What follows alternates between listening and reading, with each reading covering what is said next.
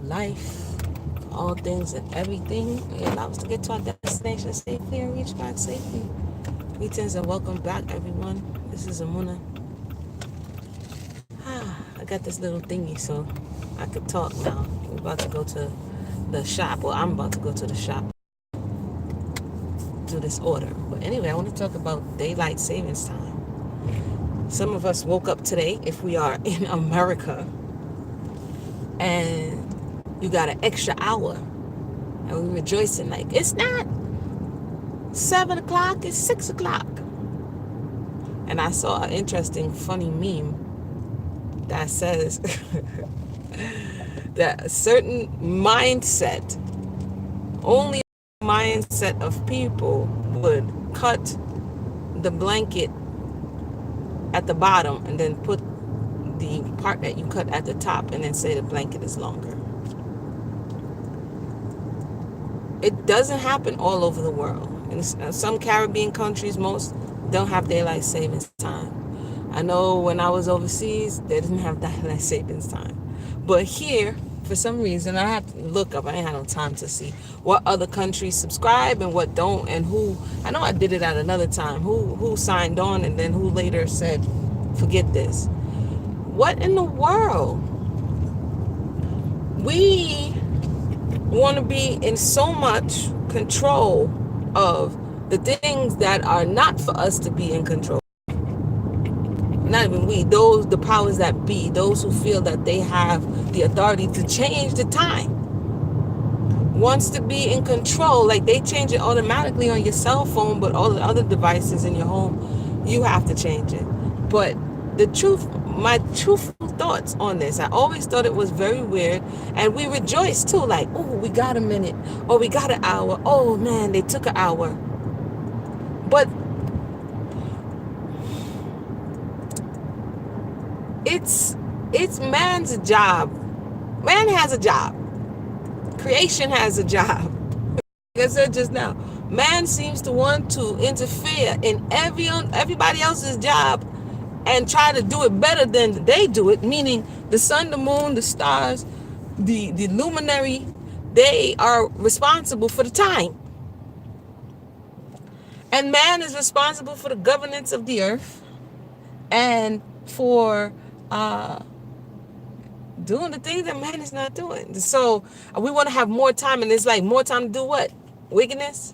Or less time to do what? When we're looking at one way that threw me off, let me just say this. It threw me off when I went to Africa, and namely Ethiopia, and the way they told time kind of threw me off, because they would say, oh, we're going to meet you at 2 in the evening. And you're like, 2 in the evening? You know what I'm saying? And you're like, what in the world? And so for a little bit, I was confused about what in the world they were talking about. And the way they tell time is only on a 12-hour intervals, and it's how much time passed, like how much time past a certain time. So the morning portion would have a similar hour, and the evening portion would have a similar hour, but it's not like how it is here. I said that to say people may relate to time, like I'm counting 2 hours since it's been dark, 3 hours since it's been dark, something like that. So people have different ways of telling time, but to actually say we're going to push the time back, no, you are supposed to adjust. We the people are supposed to adjust, because our clocks are set, really. And part of the reason why there's a lot of unhealthiness, and I'm not going to stay really long, part of the reason why there's a lot of unhealthiness and irritability and grumpiness, and it's because we're out of alignment with creation. We're out of alignment with creation. And so we go to sleep at the wee hours of the night. We say we're grinding all right. We're grinding out. And I'm talking from what I know, because I used to be like, oh, I'm going to stay up and I'm going to do this and do that, and it's going to save me time. And you're like, at the end of the day, yeah, you're working so that you can live in this matrix that has been created. But if you get to your destination and you have sacrificed your health, which many people do when they're chasing riches, if you've sacrificed your mental state and your well-being Then, like they say, you're going to spend all of that you've acquired, like all of your money, now to get back the health that you had when you were chasing the money. And so there has to be a balance. Like, you can't tell people when to go to bed, but to go to bed when the sun goes down, or, and I know that's really early, or thereabouts in that area, 2 3 hours after the sun is going down, like 9 10 o'clock, is beneficial because it helps you to get sufficient amount of sleep so that in the morning you will be ready to go, and you won't have to have this excessive dependency on stimulants in the morning to get you going. And you see this whole culture of, oh, don't talk to me before my first cup of coffee, and all of these things of this nature, because the people are, we're out of alignment. The whole culture has just basically taught us to be out of alignment, and the way people are reacting to daylight savings time shows you that we're just wasting the time, because we got an extra hour to do what? Blow it anyway. It's like getting an extra $100 on your paycheck, or heck, a bonus, but you didn't really think about or plan what you were going to do with any extra money. So you just blew it.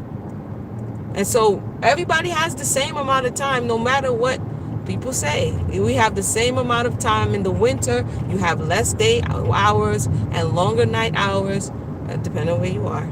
And in the summer, here, for instance, you have longer day hours and shorter night hours. And it happens every year. And some countries don't change. This particular country does change, but it's all a mind game, essentially, is what I'm saying. It's all a mind game. And so, yeah, that's my thoughts on daylight savings time. And whatever is being said of the time, the question is, what are we doing with it? Are we making proper use? Are we using it effectively? Because time is currency, right? Our time is our currency. And it's the one currency that doesn't get replaced. You have a certain amount of time. Nobody knows how long we each have to in the earth, and then after that, that's what it is. So don't believe the hype. At the end of the day, yes, acquisition, that's what's up. Making moves, making strides, that's all what's up. But at the end of the day, when it's all said and done, and the body goes back to the earth, the breath goes back to the creator, and the soul has to come into account for what it has done. That's where the time, what did you do with the time? What were you overcome? I said I was gonna be done, but one more second. In the ancient Egypt, right? Because I don't know if you saw, like two weeks ago or something like that, they just found like 30 new tombs, mummies in ancient Egypt, that they were digging in the site. It was big news for the archaeologists, and they found like 30 or so new tombs, just coffins stacked up on each other. And they open them up, and the thought is, I'm going to give you this, and I'm going to give you bracelets, and I'm going to give you earrings, and I'm going to give you food, and I'm going to wrap your cat and send it into the afterlife. The reality is, the soul doesn't have real use for those things after you have completed the mission here. You know what I mean? That's not what this is really about. Some will have you to believe that you put a pack of cigarettes in your homie's pocket, or their favorite big can. That's not what this is really about. But we'll talk another day. So I want to thank everybody for tuning in. I may have to do it more like this. Today I wasn't talking about the yummy. I went to the yummy, so I'm just gonna concentrate, get my mind right for the things I need to do when I get there. So I want to thank everybody for tuning in. You have a blessed day. Enjoy your extra hour. Enjoy your extra hour. All right. 1